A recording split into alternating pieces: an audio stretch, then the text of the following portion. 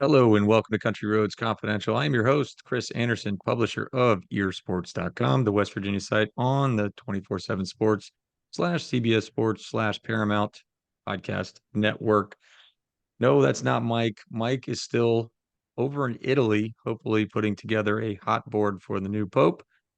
This is Cooper Petagna, who is going to help us with transfers for West Virginia. The Mountaineers have 51 of them. I have booked Cooper for the next 7 hours to talk about all 51.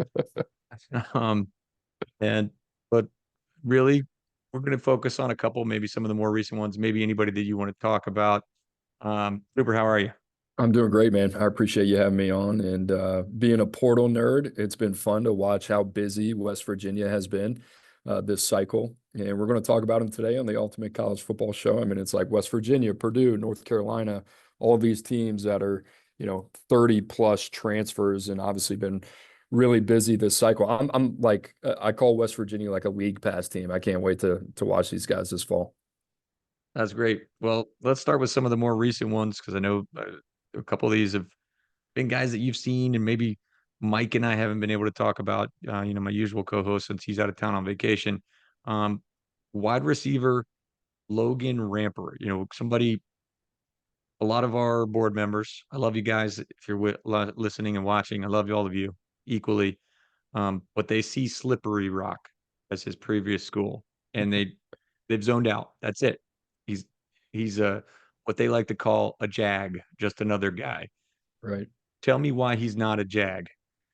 Yeah, don't do that. That would be my advice. I think that we're teams like West Virginia, teams like Purdue, we're teams that are going through major roster construction and turnover right now. What they're trying to do, they're trying to find value at all levels, right? And the thing that travels from every single level of competition, it could be D1, D2, D3, is these height, weight, speed traits, right?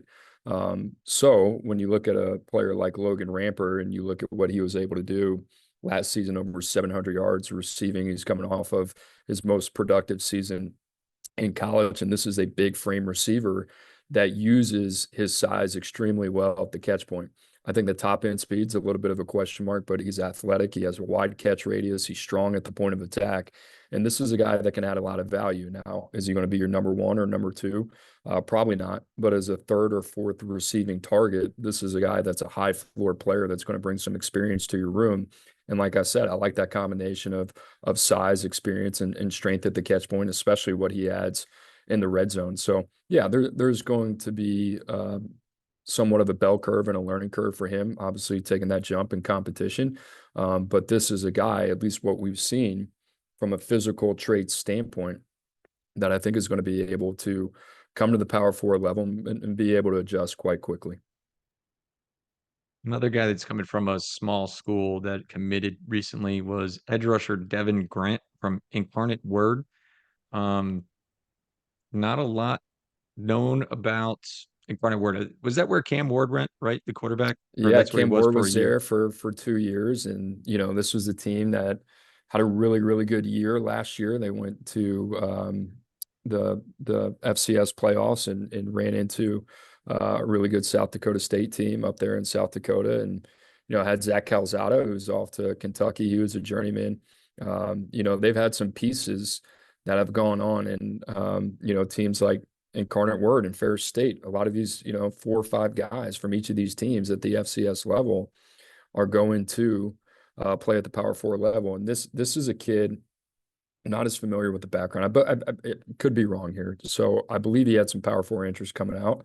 I believe he might have even started his career at the Power Four level. But you Yeah, watch him Colorado play, for a year or two there. Colorado. That's right. So yeah, you watch him play, and he certainly has the look and feel of a guy that should be playing at the FBS level and a guy that should be able to contribute. And another guy similar to Ramper, where like if I'm a West Virginia fan or if I'm any fan right now in the spring portal, the best analogy that I could give, this is like a last minute grocery run, right? To add some ingredients to the chef's table, right? And that's what Rich Rod's doing right now. He's looking and he's going through all the shelves and seeing what's left, right? Because the December portal is really where you want to be the most active, and in the spring portal, you're just looking to see okay, what is the market giving me? And Devin Grant, one of those guys, I don't think he had a commanding market, but is a high floor player that I think does a lot of things well, plays the run well, can give you some pass rush off the edge too, can also play in a 3-point stance, can play him standing up.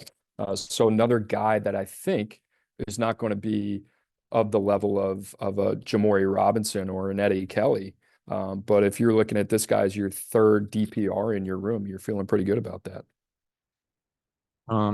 Another new one, relatively new one. Now, this guy does have some power four experience, and I phrase it that way because talking about offensive lineman Carson Lee, who began at Eastern Michigan, transferred to Mississippi State, transferred out of Mississippi State after a spring. So you better believe that the cradle to my story on him commitment was SEC offensive lineman commits to WVU. That's right. But You got to get those but clicks, baby. that's right. But what does he have that makes him that well, one that made him, something that say an SEC school wanted and that West Virginia wants and why WVU fans should be excited. Well, he's experienced. I think you look at career starts, he's got 16 of them. He's played in 26 games. He started 10 games last year. And this is a guy that gives you a little bit of versatility.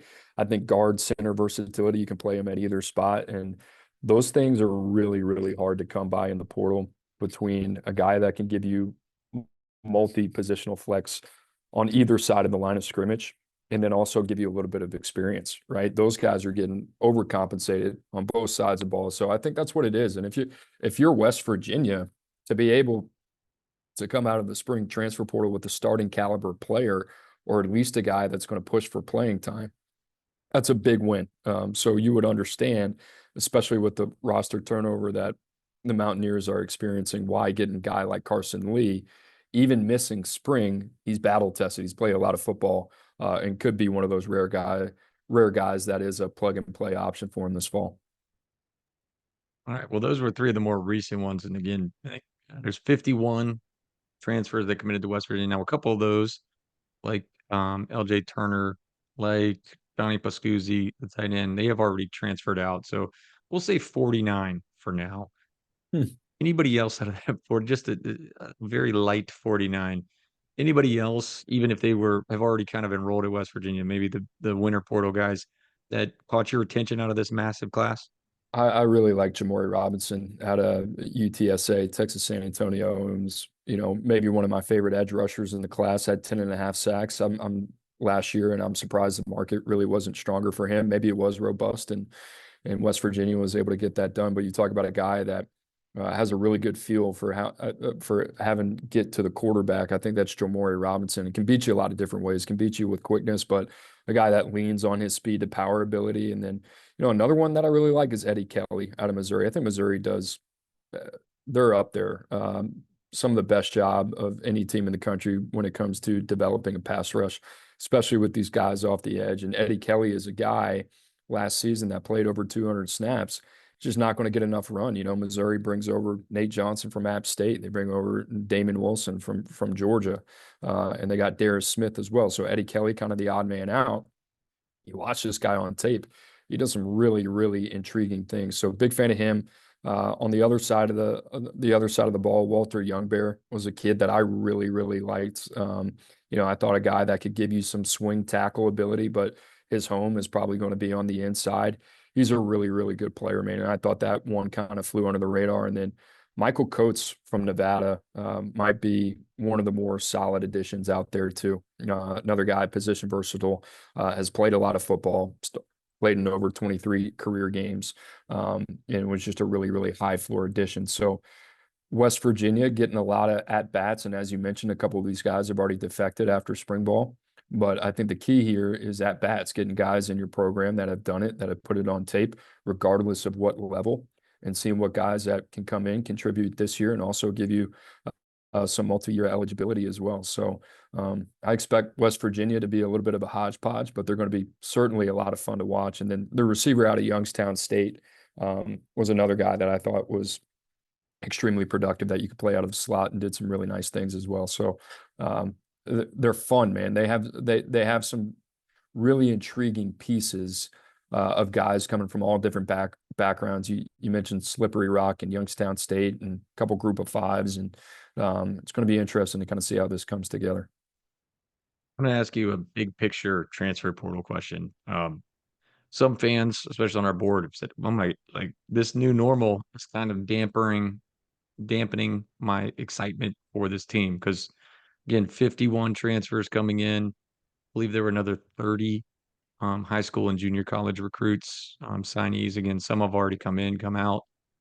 But overall, say the roster does go back to 120. I know that's still being litigated right now, but say it gets back there. There's a real scenario here where of that 120, 90 of them are players that were not on the team last year.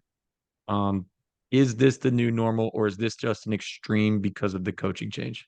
I would say that this is an extreme. We saw this a couple years ago with Colorado and Deion Sanders and a guy that really wanted to flip the roster. And Rich Rod's done this. Barry Odom is doing this as well. Bill Belichick and North Carolina aren't far behind. They're not at 51, but they're at 34, and that's going to be a roster that is going to see a lot of turnover. I think it's more about setting the tone for how do you want to run their program and finding a way to get your type of players up to the standard of what you're looking for from a physical trait standpoint, and then also culturally as well. Now the hard part is cultural because it's a moving target and you're moving quick and you're operating with a ton of urgency with not all the information, right? Which is why you see the defections. So no, I wouldn't say this is a new normal. If anything, I think this is going to be the extreme of what you're going to see. You're not going to see West Virginia take 51 guys. I'd be very surprised if they did that in 2026.